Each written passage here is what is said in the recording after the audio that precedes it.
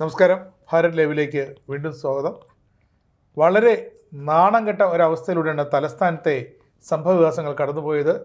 കേരളത്തിൽ ഒരു police സേനയുണ്ടോ, പോലീസിനൊരു police വകുപ്പ് മന്ത്രിയുണ്ടോ എന്ന് പോലും സംശയം തോന്നുന്ന രാജ്യമൊട്ടുക്ക് ശ്രദ്ധിച്ച ഒരു ഒഴിവാക്കാമായിരുന്ന ഒരു അനിഷ്ട സംഭവം. ED ഉദ്യോഗസ്ഥരെ ആക്രമിച്ച് തിരിച്ചുവിട്ടത്. പിണറായി വിജയനെ കാണാനല്ല അവർ വന്നത്, പ്രതിപക്ഷ നേതാവിന്റെ മകളായ വീണ വിജയനെ കാണാനാണ് അവർ വന്നത്. ഒടുവിൽ 6 പ്രതികളെയാണ്. വീണ വിജയൻ പിണറായി വിജയന്റെ വീട്ടിലാണ് താമസിക്കുന്നത്, വേറെ എവിടെയും പോയി അന്വേഷിക്കാൻ പറ്റില്ല, താമസിക്കുന്ന വീട്ടിലെ അന്വേഷിക്കാൻ പറ്റും. അതുപോലെ മനസ്സിലാകാത്ത CPM-കാരാണ്. 6 പ്രതികളെയാണ് ഒടുവിൽ പാളയം ഏരിയ കമ്മിറ്റി ഓഫീസിൽ നിന്നും പോലീസിന്റെ സമ്മർദ്ദത്തിന് വഴങ്ങി നേതാക്കൾ വിട്ടുകൊടുക്കുക. ഒരു കാരണവശാലും പാർട്ടി ഓഫീസിൽ പോലീസ് കയറാൻ പാടില്ലെന്ന്. അത് മാത്രമല്ല, പോലീസിനോട് പറയണം ഐഡന്റിഫൈ ചെയ്ത ശേഷം നിങ്ങൾ പറയൂ, ഞങ്ങൾ തരൂ, ഞങ്ങൾ പ്രതികളെ സ്റ്റേഷനിൽ കൊണ്ടുഹാജരാക്കാം. അങ്ങനെ DCP-മാരടക്കം ADGP HP വെങ്കടേഷ് സ്ഥലത്തെത്തി ഒരു തരത്തിലും മാറില്ലെന്ന് പറഞ്ഞു. അങ്ങനെ ചിത്രങ്ങൾ കൊടുത്തു. അങ്ങനെ 6 പേരെ അകത്തു. സത്യത്തിൽ ആലോചിച്ച് നോക്കും, നിയമം കയ്യിലെടുക്കുന്ന തുല്യമല്ലേ രാജേഷ്. ഒടുവിൽ ഒരു വാക്കുകൂടി, ഒടുവിൽ ജോൺ ബ്രിട്ടാസ് MP-യുടെ ഒരു ന്യായീകരണം അവിടെ കിടന്ന് മെഴുകുകയായിരുന്നു. അതായത് അറസ്റ്റിലെല്ലാം കഴിഞ്ഞിട്ട് CPM പ്രവർത്തകരെ അവിടെ മനോവീര്യം തകർക്കുന്ന നടപടിക്ക് ഞങ്ങൾ കൂട്ടുനിൽക്കില്ല. എന്ത് മനോവീര്യമാണ്! ഇത്രയും നഗരം അടിച്ചു തകർത്ത് സംഘർഷമുണ്ടാക്കി ഈ ഒരു വാഹനമൊക്കെ അടിച്ചു തകർത്തിട്ട് അവരുടെ മനോവീര്യം തകർക്കുന്ന ഒന്നും. അപ്പൊ അവർക്ക് മനോവീര്യം വേണമല്ലേ?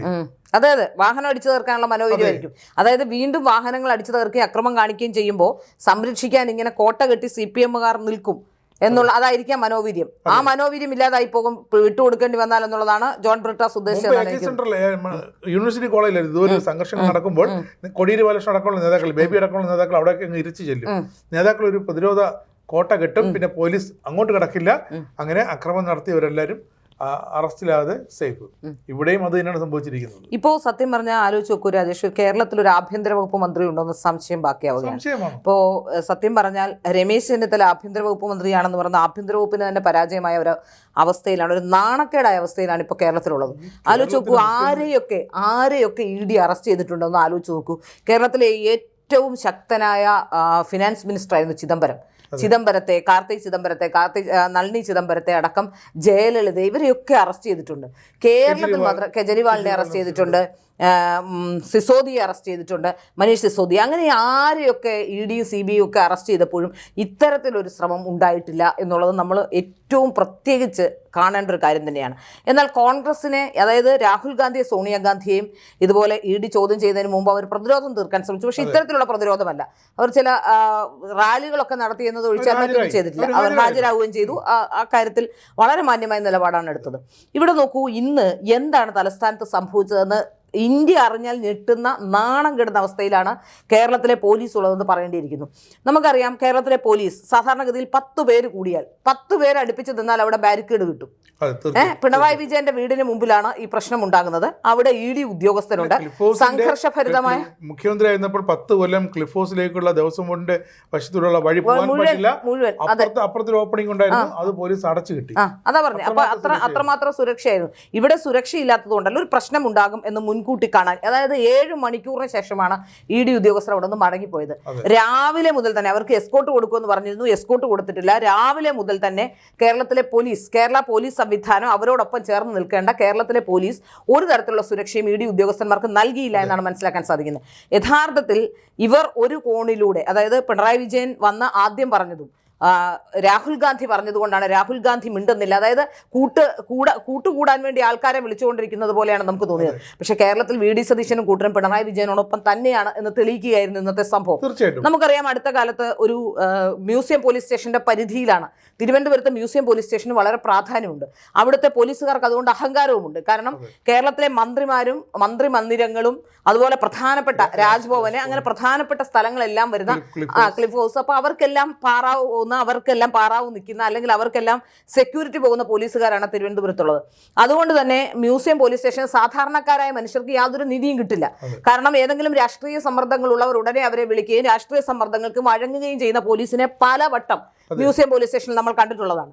ഭയങ്കര അഹങ്കാരമുള്ള പോലീസുകാരാണ്. മാധ്യമപ്രവർത്തകരും പോലീസുകാരും തമ്മിൽ പണ്ടൊരു തർക്കം ഉണ്ടായിട്ടുണ്ട് ഈ വിഷയവുമായി ബന്ധപ്പെട്ട്. അപ്പൊ അങ്ങനെ നിരവധി പ്രാവശ്യം അത്തരത്തിലുള്ള പ്രശ്നങ്ങൾ ഉണ്ടായിട്ടുണ്ട്. അപ്പൊ അതുകൊണ്ട് തന്നെ നമുക്ക് മനസ്സിലാക്കാൻ സാധിക്കുന്ന, മ്യൂസിയം പോലീസ് സ്റ്റേഷനിലേക്ക് മാറി വന്ന CI ആ CI ആണ് ഇപ്പോ യഥാർത്ഥത്തിൽ ഈ കാര്യങ്ങളൊക്കെ നടത്തേണ്ട ആള് ആ CI ആണ്. നമുക്ക് മനസ്സിലാവുന്നത് ആ CI ഇടതുപക്ഷ സംഘടനയുടെ ഓഫീസേഴ്സ് അസോസിയേഷന്റെ ആളായിരുന്നു എന്നുള്ളതാണ്. സംസ്ഥാന പ്രസിഡന്റായി 15 വർഷം പ്രവർത്തിച്ച ആളാണ്. ലോ ആൻഡ് ഓർഡറിൽ പരിചയമില്ലായിരുന്നു. അതാണ്. അപ്പൊ പുള്ളി ലോ ആൻഡ് ഓർഡറുമായി ബന്ധപ്പെട്ട് അദ്ദേഹം പ്രവർത്തിച്ചിട്ടില്ല എന്നാണ്. ഭാഗമായിട്ട് മുമ്പ് പണിഷ്മെന്റിന്റെ ഭാഗമായിട്ട് ഇത്തവണ UDF സർക്കാർ വന്നപ്പോൾ രമേശ് ചെന്നിത്തല ആദ്യം ചെയ്തത് ഇദ്ദേഹത്തെ പ്രശാന്തിന്റെ അടുത്ത് അവിടെ SHO ആക്കി. അപ്പൊ പ്രശാന്തിന്റെ മൃദു സമീപനമാണ് ഇന്നത്തെ പ്രശ്നം ഇത്രയും കൂടുതലാക്കിയെന്ന കാര്യത്തിൽ സംശയമില്ല. കഴിഞ്ഞ ദിവസങ്ങളിലെല്ലാം നമ്മൾ കണ്ടതാണ് ജലപീരങ്കി, അതുപോലെ തന്നെ ടിയർ ഗ്യാസ്, ഇതൊന്നും ഉപയോഗിക്കുന്നില്ല എന്നുള്ളതാണ്. തിരുവനന്തപുരത്തെ കൗൺസിലർമാർ വട്ടിയൂർക്കാവിൽ ഒരു സമരം നടത്തി, ഓർമ്മയുണ്ട് അടുത്ത കാലത്ത്? വട്ടിയൂർക്കാവിലെ ആ സമരത്തിന്റെ സമയത്ത് ഈ ഏതാണ്ട് ഒരു 20 വർഷമായ വെള്ളം എവിടെയോ സൂക്ഷിച്ചു വെച്ചിരിക്കുകയായിരുന്നു തോന്നുന്നു. അത്രയും വൃത്തികെട്ട വെള്ളമാണ് ജലപീരങ്കിയിലൂടെ അവരുടെ ദേഹത്തേക്ക് അടിച്ചത്. സ്റ്റേഷന് മുന്നിൽ ബാരിക്കേഡ് ഉണ്ടാക്കി അവിടെ പോലീസുകാര് ഇവരെ കൗൺസിലർമാരെ കടിക്കുന്നു, ഭയങ്കര പ്രശ്നം ഉണ്ടാക്കിയിരുന്നു. ഒരു ബാരിക്കേഡ് കണ്ടില്ല, ബാരിക്കേഡ് ഇല്ലായിരുന്നു, ജലപീരങ്കി ഇല്ലായിരുന്നു, ഒന്നും ജലപീരങ്കി ഇല്ല, ബാരിക്കേഡ് ഇല്ല, ഇവരെ നിയന്ത്രിക്കാനുള്ള ഒരു ശ്രമങ്ങളുമില്ല, ടിയർ ഗ്യാസ് ഇല്ല. ഇത്രയും വലിയ പ്രശ്നം ഉണ്ടാകും. പിണറായി വിജയന്റെ വീട്ടിൽ ഇത്രയധികം പ്രശ്നം ഉണ്ടാകുമെന്ന് മനസ്സിലാകാത്തവരല്ല പോലീസുകാർ. അപ്പോൾ നമുക്ക് മനസ്സിലാക്കാൻ സാധിക്കുന്ന ഏറ്റവും പ്രധാനപ്പെട്ട കാര്യം, ഇതിൽ പോലീസിന്റെ ഭാഗത്തു നിന്നും മൃദു സമീപനം ഉണ്ടായി. ED ഉദ്യോഗസ്ഥരെ ആക്രമിക്കുന്നെങ്കിൽ ആക്രമിച്ചോട്ടെ എന്ന് പോലീസും കരുതി. അതെ, അത് തന്നെയാണ് സംഭവിച്ചിട്ടുള്ളതെന്നാണ് നമുക്ക് മനസ്സിലാകുന്നത്. ഇപ്പോൾ ഇതുമായി ബന്ധപ്പെട്ട് നാളെയും വലിയ പ്രശ്നങ്ങൾ ഉണ്ടാവാൻ സാധ്യതയുണ്ടെന്നാണ് മനസ്സിലാക്കുന്നത്.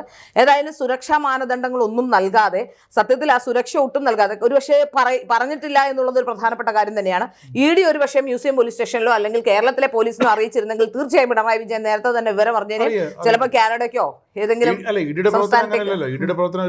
ആരെയും പറയാറില്ല. അവർ വരുന്ന സമയത്ത് അവർക്ക് റെയ്ഡ് നടത്തേണ്ട സമയത്ത് മാത്രം അവർ ഈ വാഹനം വിളിച്ചത് പോലും തമ്പാനൂർ ലിമിറ്റിൽ നിന്നും വിളിച്ച ടാക്സിയാണ്.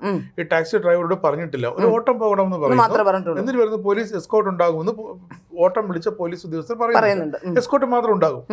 അവിടെ ബേക്കറി ജംഗ്ഷനിലേക്ക് വാഹനം കടന്ന് ആ പിണറായി വിജയന്റെ വീടിന് മുന്നിൽ നിർത്തിയപ്പോഴാണ് ഡ്രൈവർ പറയുന്നത് ഇതൊരു ED ഇങ്ങോട്ടാണ് വന്നത്. അപ്പോൾ തിരിച്ചു പോകുമ്പോഴും എസ്കോർട്ട് ഉണ്ടാകുമെന്ന് പറഞ്ഞിരുന്നു. ആ ഡ്രൈവർ പറഞ്ഞാണ്, പക്ഷെ എസ്കോർട്ട് ഉണ്ടായില്ല. ആ പാവത്തിന് വണ്ടി അടിച്ചു. തീർച്ചയായിട്ടും അത് നമുക്ക് മനസ്സിലാക്കാൻ സാധിക്കുന്നത്, തീർച്ചയായിട്ടും അങ്ങനെ ഒരു സാഹചര്യം ഉണ്ടാകുമ്പോൾ, അങ്ങനെ ഒരു യുദ്ധസമാനമായ ഒരു അന്തരീക്ഷം പുറത്തു നിലനിൽക്കുമ്പോൾ എങ്ങനെയാണ് ഈ EDയെ എസ്കോർട്ട് ഇല്ലാതെ പോലീസ് പുറത്തിറക്കിയ എന്നുള്ള കാര്യം ഏറ്റവും പ്രധാനപ്പെട്ട കാര്യമാണ്. EDയുടെ ജീവന് വരെ ഭീഷണി ഉണ്ടാകുമെന്ന് പോലീസിന് അറിയാമായിരുന്നു. തീർച്ചയായിട്ടും. പക്ഷേ ഉന്നത പോലീസ് ഉദ്യോഗസ്ഥരെ കുറച്ചു മുമ്പ് അവർ ബന്ധപ്പെട്ടപ്പോൾ അവർ പറഞ്ഞത് DCP ഒരു പ്രശ്നവും ഉണ്ടാകില്ല, ഞങ്ങൾ തികച്ചും സംയമനം പാലിക്കുമെന്ന് CPM നേതാക്കൾ അവർ അങ്ങോട്ട് പറഞ്ഞു. CPM നേതാക്കൾ എന്ന് പറഞ്ഞാൽ 10 വർഷം ഭരണത്തിലിരുന്നത് ഓക്കെ, ഭരണത്തിലിരുന്ന ഒരു പ്രതിപക്ഷത്താണെന്ന് മനസ്സിലാക്കേണ്ട ബോധം അല്ലെങ്കിൽ തന്നെ സമര ആഹ്വാനം എന്ന് പ്രതിപക്ഷത്താവുന്നു. CPM എന്നല്ല, ഇപ്പൊ SFI ആണെങ്കിൽ പോലും കോളേജുകളിൽ നമ്മൾ പഠിക്കുന്ന കാലത്ത് SFI ആണ് എതിരെ വരുന്നതെങ്കിൽ, KSUവിനാണ് യൂണിയൻ കിട്ടുന്നതെങ്കിൽ ആ പ്രാവശ്യം യൂണിയൻ നടത്താൻ ഒരു കാരണവശാലും SFI അനുവദിക്കില്ല എന്നുള്ളത് ഇവർ രക്തത്തിൽ അലിഞ്ഞു ചേർന്നിരിക്കുന്നതും, അതുപോലെ തന്നെ ചെറുപ്പകാലം മുതൽ ഇവർ ട്രെയിൻ ചെയ്യുന്നതും അങ്ങനെയാണ്. കുട്ടി സഖാക്കളെ മുതൽ ട്രെയിൻ ചെയ്തുകൊണ്ടിരുന്നത് അങ്ങനെയാണ്. പിന്നെ എങ്ങനെയാണ് കേരളത്തിലെ പോലീസ് CPMനെ എങ്ങനെ അങ്ങ് വിശ്വസിച്ചത് എന്നുള്ളത് എനിക്ക് മനസ്സിലാവും. അത് കഴിഞ്ഞു. ഈ CPM-കാരന്മാരെ വാക്ക് വിശ്വസിച്ച, ശിവൻകുട്ടി അടക്കമുള്ളവരുടെ വാക്കുകൾ വിശ്വസിച്ച് അവർ പോലീസുകാർ ഇപ്പോൾ പഴികേട്ട് തുടങ്ങി. അത് കഴിഞ്ഞു. അടുത്തത് ഈ പ്രതികൾ തൊട്ടടുത്തുള്ള പാളയം ഏരിയ കമ്മിറ്റി ഓഫീസിൽ പഞ്ചാപുരയിൽ, അതായത് നമ്മുടെ പാളയം മാർക്കറ്റിന്റെ ഒക്കെ സൈഡിലുള്ള എയർ ക്യാമ്പിന് മുകളിലുള്ള പഞ്ചാപുരയിൽ തമ്പടിച്ചിട്ടുണ്ടെന്നുള്ള വാർത്ത കേട്ടിട്ട് പോലീസ് അവിടെ ചെല്ലുന്നു. 2-3 മണിക്കൂറാണ് DCP-മാരടക്കം ഒരു കാരണവശാലും പോലീസിന് ഇപ്പം രാജ്ഭവനിലായാൽ പോലും പോലീസിന് അതിനകത്ത് ചെയ്യണമെങ്കിൽ അന്വേഷിക്കാം, ആരെങ്കിലും അറസ്റ്റ് ചെയ്യണേ അറസ്റ്റ് ചെയ്യാം. ഇത് വളരെ ക്രിമിനൽ ആയിട്ടുള്ള ഒരു ഒഫൻസ് ചെയ്തിട്ടുള്ള വളരെ ക്രിമിനൽ ഒഫൻസ്, അതായത് ED ഉദ്യോഗസ്ഥന്മാരുടെ കാർ തല്ലിത്തകർക്ക് അവരുടെ ജീവന് ഭീഷണി ഉയർത്തുകയും ചെയ്യുന്ന കുറച്ച് ആൾക്കാർ അവിടേക്ക് ക്രിമിനലുകളാണ്. യഥാർത്ഥത്തിൽ അത് പാർട്ടി പ്രവർത്തനം എന്ന് പറയാൻ പറ്റില്ല. ക്രിമിനലുകളായിട്ടുള്ള കുറെ പേർ അവിടെ തമ്പടിക്കുമ്പോൾ പോലീസിന് അവിടെ കയറി അറസ്റ്റ് ചെയ്യാൻ സാധിക്കുന്നില്ല എന്നൊരു സത്യം പറഞ്ഞാൽ ഇവർക്ക് ED പരാതി കൊടുത്തു എന്നാണ് ഞാൻ മനസ്സിലാക്കുന്നത്. യഥാർത്ഥത്തിൽ കേസ് എടുക്കേണ്ടത് ഈ നേതാക്കന്മാർക്കെതിരെയാണ്. ഈ നേതാക്കന്മാർ ശാന്തരാക്കാൻ ശ്രമിക്കുന്നുണ്ട്, നേതാക്കന്മാർ വികാരാധീനമായി പോകുന്നു എന്ന് പറയുന്നതിന് ഒരിക്കലും അംഗീകരിക്കാൻ കഴിയില്ല. ഈ നേതാക്കന്മാർ തന്നെയാണല്ലോ ഇത്രയും ആൾക്കാരെ അവിടേക്ക് വിളിച്ചു വരുന്നത്. കടകംപള്ളി സുരേന്ദ്രൻ, മുൻ മേയർ ശ്രീകുമാർ, പിന്നെ നമ്മുടെ സമ്പത്ത്, ആര്യ രാജേന്ദ്രൻ, പ്രശാന്ത് എല്ലാവരും ഉണ്ടായിരുന്നു. നേതാക്കന്മാർക്കെതിരെയാണ് അതെ ഈ പറയപ്പെടുന്ന ഇതിലുണ്ടായിട്ടുള്ള പ്രശ്നങ്ങൾ. പ്രത്യേകിച്ച് PDPP ആക്ട് ഒക്കെ ഇടേണ്ടതാണ്. കാരണം ഒരു ED ഉദ്യോഗസ്ഥർ വന്ന കാറാണ് തല്ലി തകർത്തത്. അത് അവർക്ക് കാർ വാങ്ങിച്ചു കൊടുക്കുക, ഔദ്യോഗിക കൃത്യനിർവഹണത്തിന് തടസ്സം നിന്നു, ഔദ്യോഗിക വാഹനം തല്ലി തകർക്കാൻ ശ്രമിച്ചു, ഉദ്യോഗസ്ഥന്മാർക്ക് നേരെ വധശ്രമം ഉണ്ടായി. ഇത് വളരെ ഗൗരവമായി കാണേണ്ട ഒരു കാര്യമാണ്. ഒന്ന് ആലോചിച്ച് നോക്കൂ, ആ വണ്ടി ആ സമയത്ത് മുൻപോട്ട് എടുത്തില്ലായിരുന്നെങ്കിൽ ഒരു പക്ഷേ ഈ അവസാനം ഡ്രൈവർ വളരെ സാഹസികമായി വണ്ടി മുമ്പോട്ട് എടുക്കുകയായിരുന്നു. എടുത്തില്ലെങ്കിൽ ആരെയെങ്കിലും ഒരാളെ കൊന്നാൽ പോലും ഇത് പെട്ടെന്നുണ്ടായ ഒരു സ്പോണ്ടനിയസ് ആയിട്ടുള്ള പ്രത്യാക്രമണമല്ല. അല്ലല്ല, അവിടെ ആൾക്കാർ കൂടിയിട്ടുണ്ട്. 7 മണിക്കൂർ നേരം 2 തവണ ഇവര് പോലീസിന്റെ ബാരിക്കേഡ് അകത്ത് കയറാൻ ശ്രമിച്ചു പിണറായി വിജയനെ കാണാൻ. പിന്നെ കല്ലെറിഞ്ഞു അകത്തേക്ക്, അതെ കുപ്പിയെറിഞ്ഞു. അപ്പൊ പോലും ഈ ജലപീരങ്കിയോ അല്ലെങ്കിൽ മറ്റ് ടിയർ ഗ്യാസോ ഒന്നും പ്രയോഗിച്ചില്ല എന്ന് പറഞ്ഞാൽ നമുക്ക് ചിന്തിക്കാൻ പോലും കഴിയില്ല. എന്തുകൊണ്ടാണ് അങ്ങനെ ഒരു നിലപാടെടുത്തതെന്ന് ചിന്തിക്കുക. പ്രത്യേകിച്ച് അത് ജനവാസ മേഖലയാണ്, കൂടുതൽ ആൾക്കാർ തിങ്ങി പാർക്കുന്ന സ്ഥലമാണ്, ആൾക്കാരില്ലാത്ത സ്ഥലമല്ല. അവിടെ എന്തെങ്കിലും ഒരു പ്രതിസന്ധി ഉണ്ടായാൽ ഒരുപാട് പേരെ ബാധിക്കും. അടുത്തടുത്ത് വീടുകളും ഒക്കെ ഉള്ള ഒരു സ്ഥലമാണത്. അപ്പൊ അതിൽ നമുക്ക് മനസ്സിലാക്കാൻ സാധിക്കുന്ന പോലീസിന്റെ കൃത്യമായ ഇടപെടൽ പിണറായി വിജയനെ ഒന്നും ചെയ്യാതിരിക്കാൻ, അല്ലെങ്കിൽ പിണറായി വിജയനെ ചോദ്യം ചെയ്തതിനും പിണറായി വിജയന്റെ മകളെ ചോദ്യം ചെയ്തതിനും പോലീസ് അവർക്ക് ഷീൽഡായി നിൽക്കുകയായിരുന്നു. ED ഉദ്യോഗസ്ഥന്മാരെ ആക്രമിക്കാൻ കൂട്ടുനിന്നതിൽ 1ാം പ്രതി കേരളത്തിലെ പോലീസ് ഉദ്യോഗസ്ഥന്മാരാണ്. മ്യൂസിയം പോലീസ് സ്റ്റേഷനിലെ CA അടക്കമുള്ളവരെ ഈ വിഷയവുമായി ബന്ധപ്പെട്ട് കേസെടുക്കണം, പറ്റുമെങ്കിൽ പ്രോസിക്യൂട്ട് ചെയ്യണമെന്ന് തന്നെയാണ് പറയാനുള്ളത്. കാരണം ഗുരുതരമായ കൃത്യവിലോപം സംഭവിച്ചിരിക്കുന്നുവെന്നാണ് എനിക്ക് തോന്നുന്നു. ഇത് രമേശ് ചെന്നിത്തല VD സതീശനിട്ട് പണിത പണിയാണെന്ന് സംശയം. കാരണം പറഞ്ഞാൽ ഇന്ന് VD സതീശൻ കഴിഞ്ഞ ദിവസം ഡൽഹിയിലുണ്ടായിരുന്നു മുഖ്യമന്ത്രി. അദ്ദേഹം ഇന്ന് കേന്ദ്ര ആഭ്യന്തരമന്ത്രി അമിത്ഷാ VD സതീശൻ പോയി പറഞ്ഞ കേൾക്കുന്ന ഒരാളാണോ? അല്ല, VD സതീശൻ ഡൽഹിയിലുള്ളപ്പോൾ ഇവിടെ EDക്കെതിരെ ഒരു ആക്രമണം നടത്തി പോലീസിനോട് നിഷ്ക്രിയമായി ഇരിക്കാൻ പറഞ്ഞതാണോ രമേശ് ചെന്നിത്തല? അതും അറിയാൻ പറ്റില്ല. കോൺഗ്രസിന്റെ DYFI നേതാവ് ശ്രീജിത്ത് എന്ന് പറഞ്ഞ ഒരാൾ അറസ്റ്റിലായിരിക്കുന്നു എന്ന് പറയുന്നത്. ഏതായാലും നമുക്ക് മനസ്സിലാക്കാൻ സാധിക്കുന്ന ഏറ്റവും പ്രധാനപ്പെട്ട കാര്യം ഇവിടെ പോലീസ് നിർജീവമായിരുന്നു എന്നുള്ളതാണ്. ആ പോലീസ് വളരെ കുറച്ച് പോലീസേ ഉണ്ടായിരുന്നുള്ളൂ ഇത്ര പ്രശ്നം നടക്കുമ്പോൾ. സർക്കാരിന്റെ തുടക്കത്തിൽ ഏറെ കൊട്ടിഘോഷിക്കപ്പെട്ട് വന്ന ചെലവൊന്നുമില്ലല്ലോ ഈ ആക്രമികളെ അല്ലെങ്കിൽ ഈ പ്രതിഷേധക്കാരെ നേടാൻ യാതൊരു ചെലവുമില്ലല്ലോ. ഉള്ള ബാരിക്കേഡോടെ എടുത്ത് വിന്യസിക്കുക. പ്രതിപക്ഷ നേതാവിന്റെ വീടിന് മുന്നിൽ 2 ബാരിക്കേഡ് കൊണ്ട് ഈ അടുത്ത കാലത്തെല്ലാം നടത്തുന്ന സമരങ്ങളിൽ പോലീസുകാർ, ഞാൻ മനസ്സിലാക്കുന്ന പോലീസ് സേനയിലും അമർഷമുണ്ട് എന്നുള്ളതാണ്. കാരണം ഈ പോലീസുകാരെ കഴിഞ്ഞ ദിവസങ്ങളിലെല്ലാം SFIയും പോലീസും തമ്മിലുള്ള സംഘർഷത്തിലും നിരവധി പോലീസുകാരെ ഫീൽഡിലേക്ക് ഇറക്കുക, എന്നിട്ട് അവരെ ഇന്നാക്റ്റീവായി വെക്കുക. അവരെ വലിയ രീതിയിൽ ആക്രമിക്കാനോ അല്ലെങ്കിൽ അടി കൊടുക്കാനോ ഒന്നും സമ്മതിക്കുന്നില്ല. അവരെ ഇന്നാക്റ്റീവായി വെക്കുക, പോലീസുകാരെ തല്ലുന്ന രീതിയിലേക്ക് CPM മാറ്റുന്നുണ്ട്. കഴിഞ്ഞ ദിവസം ഒരു SFIക്കാരി, എനിക്ക് തോന്നുന്നു കോട്ടയത്താണെന്ന് തോന്നുന്നു, ഒരു SFIക്കാരി ഒരു പോലീസുകാരി ആട്ടി ഓടിക്കുന്ന ഒരു വീഡിയോ കണ്ടു. അപ്പൊ അതായത് കേരളത്തിലെ പോലീസ് ഇപ്പോഴും നിയന്ത്രിക്കുന്നത് CPM ആണ് എന്ന് മനസ്സിലാക്കാൻ സാധിക്കുന്നു. അത് തന്നെയാണ് ഇപ്പോഴും സംഭവിച്ചുകൊണ്ടിരുന്നത്. ഇപ്പം നമുക്ക് ഏറ്റവും പ്രധാനമായി പറയാനുള്ള ഈ കേസിൽ 1ാം പ്രതി മ്യൂസിയം CI പ്രശാന്താണ്. പ്രശാന്തിനെ ആ സ്ഥാനത്തെത്താൻ കോൺഗ്രസിന്റെ സംഘടനയുടെ നേതാവും പ്രശാന്തും തമ്മിലുള്ള ബന്ധമാണ് എന്നും പറയപ്പെടുന്നുണ്ട്. ഏതായാലും പോലീസ് സേനയിൽ ഇത് സംബന്ധിച്ച അമർഷം പുകയുകയാണ്. 1ാം പ്രതി മ്യൂസിയം പോലീസ് സ്റ്റേഷനിലെ CIയെ 1ാം പ്രതിയാക്കിക്കൊണ്ട് തന്നെ കേസെടുക്കണം. കാരണം കൃത്യവിലോപം കൃത്യമായി തന്നെ സംഭവിച്ചിരിക്കുന്നു എന്ന് മനസ്സിലാക്കാൻ സാധിക്കുന്നത് മാത്രമല്ല, നമ്മൾ നേരത്തെ ഒരു വാർത്തയിൽ പറഞ്ഞാണ് ഒരു സുപ്രീം കോടതി അഭിഭാഷകൻ ED ഉദ്യോഗസ്ഥരെ ജീവനോടെ വിടരുതെന്ന് പറഞ്ഞൊരു ഫേസ്ബുക്ക് പോസ്റ്റ് ഇട്ടിരുന്നു. ഇതെല്ലാം കേസെടുക്കേണ്ട വിഷയങ്ങൾ തന്നെയാണ്. എന്താണ് പിണറായി വിജയൻ പറഞ്ഞത്? അതും കലാപാഹുനമാണ്.